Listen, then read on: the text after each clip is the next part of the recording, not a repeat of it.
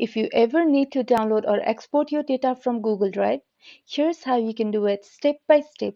First of all, open the Google Drive app on your device or go to drive.google.com in your browser and make sure you're logged into your Google account.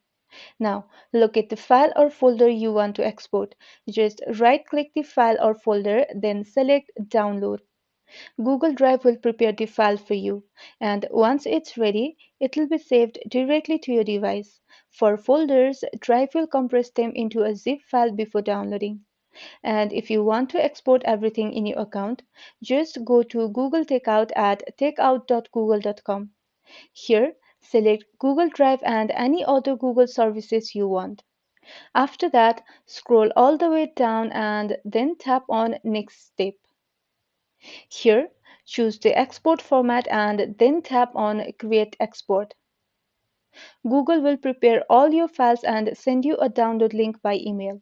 And that's all. That's how you can easily export your data from Google Drive.